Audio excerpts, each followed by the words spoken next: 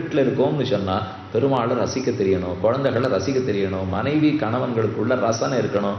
அந்த ரசனை தான் இந்த ரசமே. அதான் முதல் ரசம் சிருங்கார ரசம். அந்த ரசனை முக்கியம். அடுத்து ரெண்டாவது வீரரசம். வீரத்துக்கு சொல்றார் தான தர்ம யுத்தேஷு ஜான ஜீவ. தான தர்ம யுத்தேஷு ஜீவ அனபேக்ஷா உற்சாககாரி ரசா. நம்ம தானம் பண்றோம், தர்மம் பண்றோம், சண்டை போடுறோம் இல்லையோ, சண்டை போடுற சமயத்துக்கு உயிர் கூட துச்சம் என்று மதித்து வைத்து சண்டை போட தூண்டுகிற ரசம் எதுவோ அதுதான் வீரரசங்கிறான். நமக்கு எது வீரரசம்னா உயிரை துச்சமா மதிக்க வைக்கும். அதுதான் வீரனுக்கு இருக்கிற அழகாரம். தானம் கொடுக்குறோம், உயிரை துச்சமா மதிக்க வச்சு தானம் பண்ண வைக்கும். தர்மம் பண்றோம், நான் இல்லாட்டா கூட தர்மம் உண்டு அப்படின்னு ஒரு வேகத்தை கொடுக்கறது பாருங்க, அந்த ரசம் தான் வீரம்ங்கிறார். அதனால கையில பட்டாக்கத்தி எடுக்கிறது இங்க வீரரசம்னு சொல்லல. சண்டை போடுற சமயத்துக்கு உயிரை புல்லுக்கு சமமாக மதிக்க வைக்கும் பாவம் எதுவோ அந்த எண்ணம் தான் வீரரசம்னு சொல்லப்படுகிறது. ரெண்டு. மூணாவது கருணாரசம். சோகஸ்தாயி பாவா. இது எல்லாத்துக்கும் ஸ்தாயி பாவம், ஸ்தாயி. இது எல்லாமே குணம். இது எல்லாமே நம்முடைய எண்ண ஓட்டங்கள் தான் இந்த ஓரொரு ரசமுமே. சோகஸ்தாயி பாவம் அதான் கருணை. ஆரோத்தர் துக்கப்படுறார், அதை பார்த்துட்டு பொறுக்க முடியாத என்கிட்ட ஒரு மனப்பெசைவு ஏற்படுறது பாருங்க, அதுதான் கருணைன்னு பேர். கருணை கருணைன்னா என்னமோ அப்படி சொட்டுமாக்கணும்னு நினச்சிக்க வேண்டாம், ஒன்றும் சொட்டாது. ஒருத்தர் கஷ்டப்படுறதை பார்த்துட்டு பட்டினி கிடக்கிறாருன்னா ஐயோஹோன்னு உள்ள ஒரு பந்தாட்டம் அடைக்கிறது பாருங்க. ஏன்னு என்னன்னு சொல்ல முடியாம அப்படியே வண்டியில போயிட்டே இருக்கும். ஆரோ அடிபட்டிருக்கார், சதையுமா வெளியில கிடக்கிறது, ஆறு தூக்கின்னு போகப்படான்னு கூட தெரியல. அதை பார்த்த உடனே சுருட்டின்னு ஒரு சோகம் வருது இல்லையோ, அந்த ரசத்தை தான் கருணாங்கிறார். அந்த கருண ரசம் வந்ததுன்னா தான் மேற்கொண்டு ஓடி போய் காப்பாற்றுவோம். அப்ப அந்த காப்பாத்துறதுக்கு உந்தறது எது? காருண்ய ரசம். அதன் மூலமா தான் ரட்சிக்கவே ஓடுறோம். அடுத்து நாலாவது ரசம் அத்புத ரசம். அத்புத ரசம் ஆச்சரியம், வியப்பு. கீழே சொன்னது இரக்கம், கருணாரசம்னு சொன்னது இரக்கம். ஒருத்தரை பார்த்த உடனே இரக்கம்னு வரைச்சே சந்தோஷமா இரக்கம் வராது. நீங்களே யோசிச்சு பாருங்க, அவர் ரொம்ப கஷ்டப்படுறாரு சாமி அப்படின்னு இறங்குறோம்னா நன்னா கஷ்டப்படுறார் இப்படி நாராயணம் பண்ணுவாளா? அது இரக்கமே இல்லை. இரக்கம்னாலே உள்ளூர ஒரு துக்கம் வரும், இரக்கம்னாலே ஒரு பரிவு வரும், தாபம் வரும். வந்தா தான் அது இரக்கம். ஓஹோ ஆஹோன்னு சிரிச்சுட்டே இருக்கிறதுலாம் இரக்கம் இல்லை. ஒருத்தர் கஷ்டப்படுறாருன்னு பார்த்து அதை தாங்க மாட்டாம தவிச்சுட்டு போறோம் இல்லையோ, அந்த சோகமே இரக்கம். அதுதான் சோகஸ்தாயி பாவாங்கிறார். அதுக்கு அடுத்தது அத்புத ரசம் அசம்பாவித மர்த்திய அந்தரிக்ஷ கமனாதிஷு. நடக்காதது நடந்ததுனால் ஹா அப்படின்னு பார்க்குறோமோ இல்லையோ, அதுதான் அத்புத ரசம். நடக்காதது நடக்கணுமா? எப்படினால் மனிதன் பறப்பதுன்னு போட்டார். அவர் சொல்லிக்கிறது. இப்போ திடீர்னு நானே இங்கேருந்து எழுந்து ஒவ்வொன்று பறக்க ஆரம்பிச்சு ஆஹான்னு பார்க்க மாட்டோமா? இங்கே உட்காண்டிருக்கிறவெல்லாம் இப்படியே இருக்கா, அவள் எழுந்து நீங்கள்லாம் அப்போ இப்படி பறக்க ஆரம்பிச்சிட்டீங்கன்னா சுவாமி என்ன நடக்கிறது இங்கேன்னு ஒன்று அப்படின்னு பார்க்கறது தான் அத்புத ரசம். ஆக நடக்காதது நடக்கிறது, அசம்பாவிதம். இது நடக்காது, லோகத்தில் இல்லை. திடீர்னு ஒன்று கொண்டு வந்து முயல் கொம்பு பாருமோன்னு கொஞ்சம் நான் என்ன மாட்டேன் சுவாமி, நான் குதிரை கொம்பே பார்த்ததில்லை, நீர் வேற முயல் கொம்பு பார்க்க சொல்லி இருப்போன்னு. இதெல்லாம் இல்லாததுன்னு அர்த்தம். ஒரு சுவாமி வந்தார், ஆகாச தாமரை ரொம்ப நல்லா இருக்கு தெரியுமோன்னார்.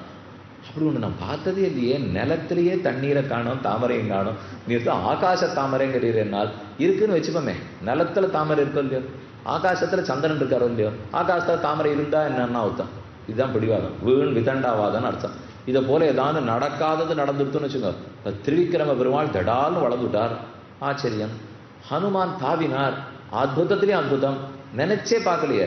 பாருங்க, ஆகாசத்தில் மனிதன் பறப்பதுன்னா நேரம் ஹனுமான் அர்த்தம் பண்ணியிருக்காரு. அவர் தாவி இருக்கார். இல்லை தாவும் குரங்குகள் தாவாதானா? கடலையா? குரங்கு தாவும், கிளையிலேருந்து கிளை தாவும், கடல்லேருந்து கடலையா தாவும், ஆனா தாவினாரோ இல்லையோ, அது அத்புத ரசம். ஹனுமானுடையதே பார்த்துக்கலாம். அற்புதம், ஆச்சரியம். அடுத்து ஹாஸ்யரசம். ஹாஸ்யரசம் வேடிக்கை, வினோதம், விளையாட்டு, சிரிப்பு. அது கௌதுகோத்பவ, நமக்கு குதூகலம், அதாவது நல்ல உற்சாகம். உற்சாகத்தையும் குதூகலமா இருக்கிறதையும் தூண்டி விடுறதுதான் ஹாஸ்யரசங்கிறார். இதுக்கு தான் பெரிய சபாக்களே வச்சிருக்கா. இப்போ சிரிங்கோ சிரிங்கோங்கிறது, ஹாஹாஹான்னு சிரிங்கோ இப்பவும் இருக்கு. நந்தபவன், நந்த கிராமத்துக்கு பிருந்தாவனம் தாண்டி போனோம்னா அங்கே நம்ம போகிறச்சே வெறுமை நம்ம போகிறாப்ப போக மாட்டான். ஒரு பெரிய மண்டபம் இருக்கும். இந்த கோடியில் கண்ணன் இருப்பார், தொட்டில் இருப்பார். நம்மளை அந்த மண்டபத்தை கடைசியில் போய் சொல்லுவாள், நாம மனைவி அப்பா அம்மா பிள்ளை பேரம்பேத்தி எல்லாரோடையும் போகணும். போன உடனே கீழே தவழ்ந்து உட்காந்துக்க சொல்லுவாள். இப்படி கீழே வச்சுக்கணும், வச்சுக்கிட்டு தவழ்ந்துட்டே வாங்கணுவா.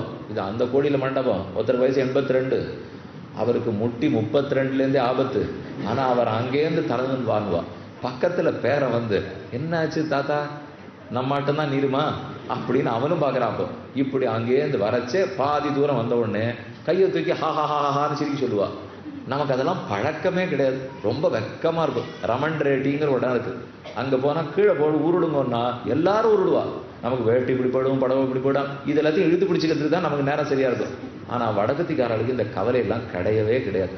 அவ பாட்டுக்கு உருடுவா. கண்ணன் திருவடிப்பட்ட இடம் மொத்த மண்ணையும் நாங்க வீட்டுக்கு எடுத்துன்னு போடுவோம் அப்படிங்கிற அளவுக்கு உருட்டு போறாவா. அப்போ ஒரு துளி வெட்கப்படாட்டா தான் பக்தி வளரும். பஜனையிலேயே சொல்றது உண்டு, வெக்கத்தோட இருந்தா வெக்கம் விட்டா வாசலை பாடவே மாட்டோம். இப்போ போய் நன்னா அப்படி சப்பலா கட்டை கொட்டிட்டு காலில் கஜை கட்டின்னு ஆடணும்னா லஜ்ஜையோடு இருந்தா காலில் கட்டவே வராது, கட்டையை தட்டவே வராது, ரெண்டு நடக்காது. லஜ்ஜையை விட்டோம்னா தான் ஹரே ராம கிருஷ்ண கோவிந்தான்னு ஆடவே முடியும், பாடவே முடியும். மகாநகரம் எப்பேற்பட்ட வெளிநாட்டிலெல்லாம் கிருஷ்ண பக்தர்கள்லாம் ஆடுறா தெரியுமோ. பார்த்தா நமக்கு ரொம்ப ஆச்சரியமா இருக்கும். நமக்கு இந்த மாதிரி எல்லாம் கொடுத்து நீங்கள் உள்ளே வந்து உட்காந்து எனக்கு இதெல்லாம் கொடுத்து பேச சொன்னீங்கன்னா பேசுவேன். திடீர்னு என் கையில் ஜாலராவை கொடுத்து வாசலில் போய் ஆடுன்னு எனக்கு ஆட தெரியுமா சொல்லுங்க. அப்போ வெக்கமாக இருக்கேன்னா மதுராவில் அந்த வெக்கம் இல்லை, பிருந்தாவனத்தில் அந்த வெக்கம் கிடையாது, துவாரகையில் அந்த வெக்கம் கிடையாது. கோட்டீஸ்வரம் பரம ஏழையோடு ஆடின்னு இருப்பான். ரெண்டு பேரும் ஒருத்தருக்கு ஒருத்தர் தோள் மேல. நம்ம ஊர்ல அதெல்லாம் பார்க்கவே முடியாது. வண்டியில வர்றவா அப்படியே இறங்குவா, வேடிக்கை பாப்பா, போடுவா. இவ்வளவுதான் இங்கே தெரியும். அந்த ஊர்ல படகாட்ட வண்டியில வந்து வண்டி 1 கோடி ரூபாய் இருக்கும், அதுல வந்து இறங்குவார். இறங்கியவன் நேர போய் பூவை வாரி போட்டுட்டு ஒருத்தருக்கு ஒருத்தர் பீச்சாங்குழல் அடிச்சுட்டு இவர் பேர்ல சிவப்பு பொடி அவர் தூவார், அவர் பேர்ல மஞ்சள் பொடி இவர் தூவார், ஒருத்தருக்கு ஒருத்தர் ஆடிக்கிறாள்னா எல்லாம் கிருஷ்ண கோஷ்டி. அவர் யாருக்கும் உயர்வு தாழ்வு பார்க்கவே மாட்டார். மொத்த பேரும் ஒருத்தரோட ஒருத்தர் ஆடிக்கொள்ளுகிறார்களோ இல்லையோ, அந்த ரசம் முக்கியமான ரசம் ஹாஸ்ய ரசம். அப்படின்னு சிரிப்பு, நல்லா சிரிக்கணுமே. கண்ணன் எப்பவும் சிரிச்சுன்னு இருக்கார். நீங்க ராமனையும் பாருங்க, கண்ணனையும் பாருங்க. ராமன் எப்பவும் கொஞ்சம் நிதானம் தான், இப்படிலாம் சிரிச்சிடலாம் மாட்டார். சாமி ஒரு 10,000 ரூபா கொடுத்தா தான் சிரிப்பார். அது பல பேர் நமக்கு தெரியுமே, லேசில் சிரிச்சிடவே மாட்டான். சிரிச்சா அவரோட முத்தெல்லாம் உதிர்ந்து போயிடுன்னு பார்க்குறாளுன்னு, அதனால சிரிக்கலை. கொஞ்சம் ஆனந்தமாக இருக்க வேண்டாமா? இருந்தால் தானே உற்சாகமாக இருக்கும். அப்போ தான் குதூகலம் கௌதூகலம் இருக்கும். குதூகலமாக இருக்கணும்னா ஹாஸ்ய ரசம். அதுக்கடுத்தது பயானக ரசம். அதீத கோபம் வந்திருக்கிற ராவணனை பார்த்தா பயம் வருமா இல்லையா? ஹாஹான்னு சிரிக்கிறான், பார்த்தா கொடூரமாக இருக்கான். ராட்சசன் முதலானவரை பார்த்தால் உள்ள இனந்தெரியாத பீதி வருது இல்லையோ, அதுதான் பயானக ரசம், பயப்பட ரசம். கிருத்திய ராட்சசாதி பய ஜன்ய பாவகா. பயானகம்னு சொன்னால் கோபப்படுற ராட்சசன், கொலை செய்ய வர ராட்சசன், அவனை பார்த்த உடனே நமக்கு ஒரு பீதி ஏற்படுறது இல்லையோ, அதுதான் பயானக ரசம். அடுத்து பீபத்ச ரசம், வெறுப்பு. ஒரு இடத்துல ஒரே நாச்சம், அதை பார்த்த உடனே முகத்தை இப்படி சுழிப்போம் பாருங்க, உடனே மூக்க அப்படி பிடிச்சிப்போம் இல்லையோ. இப்போ நான் இந்த வாசலில் ஒரு வண்டி போகிறது, ஒரே நாச்சம் நான் சொன்னால் உங்களை அறியாமல் எல்லாரும் மூக்க பிடிச்சி போயிடும். அது இருக்கோ இல்லையோ தெரியாது, ஆனால் அந்த கேள்வி காதில் பட்ட உடனே மூக்க பிடிச்சிக்க போகிறோமோ இல்லையோ. அப்போ அந்த வெறுப்பு, ஒரு பாழ் சகதியை பார்க்குறோம், வெறுப்பு. ஏதோ ஒரு இடத்துல இப்போ பார்க்கக்கூடாது, பார்க்க பிடிக்கவே இல்லை, வெறுப்பு. அந்த வெறுப்பு தான் பீபத்ச ரசம். அதை கிருணாகர பூய ரசாதிசா. வெறுப்பு கிருணாகர பூயம், பூத்தி கந்தம், பூயம் தாழ்ந்த பொருள் இல்லை தாழ்ந்த நடவடிக்கை, அதை பார்த்த உடனே ஒரு வெறுப்பு ஏற்படுறது இல்லையோ, அது பீபத்ச ரசம். ரௌத்ர ரசம், எல்லாரையும் ஜெயிச்சு நான் தான், எனக்கு கீழ்பட்டு தான் அனைவரும் அப்படிங்கிறதுக்காக கோபம் அடிக்கிறது பாருங்க. எல்லாரும் எதுக்கு கோபப்படுவாள்னா, ஒரு நிமிஷம் முன்னாடி இருக்கிறவனை அடக்கிறதுக்கு. நல்லா நீ வீட்டுக்கு போன பிறகு யோசிப்பாங்க, எதுக்காக கோபப்படுறோம்னா முன்னாடி இருக்கிறவனை அடக்கிறதுக்கு தான் கோபப்படுவோம். இல்லைன்னா அதை தவிர அந்த கோபம் வேற எந்த பயனும் படாது. கோபத்தினால காரியம் நடந்திருக்கானா நடக்காது. பின் எதுக்கு தெரியுமா கோபப்படுவோம்? வண்டியை வேகமாக ஒருத்தர் ஓடுன்னு இருந்தால் கிரீச்சன் கொண்டு வந்து நிறுத்தினார், நானும் வண்டியை கொண்டு வந்து நிறுத்தினேன். நிறுத்திட்டு யார் பேரில் தப்புங்கிறதுக்குள்ள நான் முதல்ல முழிச்சு விடணும். இறங்கிட்டு முட்டாளே ஒழுங்காக ஓட்ட தெரியாதான்னு சத்தம் எதுக்கு தெரியுமா போடுறார்? இல்லைன்னா அவர் போட்டுருவார். அதுக்காகத்தான் இவர் சத்தம் போடுறார்.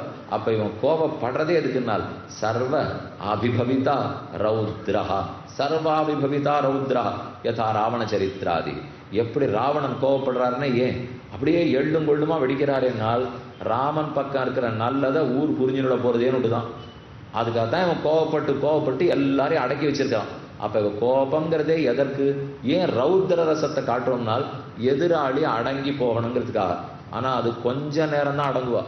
நம்ம கோபம் அந்த 10 நிமிஷம் வேணா அடங்கி இருப்பாளே தவிர, இவருக்கு கோபம் அடங்கின உடனே தான் உண்மையெல்லாம் வெளிப்பட ஆரம்பிக்கும். கோபமா இருக்கிறச்சே யாரும் பேசாம இருப்பா. கோபம் அடங்கின அப்புறம் தங்கள் ரூபத்தை காட்ட ஆரம்பிப்பாளோ இல்லையோ, அது ரௌத்ர ரசம். எட்டாவது 9வது ரசம் சாந்தி, சாந்தமா இருக்கிற ரசம்.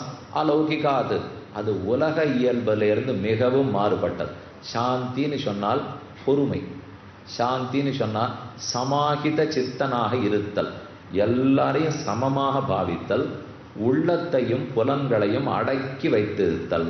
நம்ம புலன் எங்கேயும் ஓடாம அடங்கிறது, மனசு எங்கேயும் ஓடாம அடங்கிறது, பொறுமையோடு இருத்தல், எல்லாரையும் ஏற்றுக்கொள்ளுதல், சமமாக பாவித்தல், கிடைத்ததை கொண்டு திருப்திப்படுதல், இதெல்லாம் தான் சாந்தி ரசம். இது 9வது ரசம். 9 ரசங்கள் பார்த்திருக்கோம். ஸ்ருங்கார, வீர, கருணா, அத்புத, ஹாஸ்ய, பயானக, பீபத்ஸ, ரௌத்ர, சாந்த.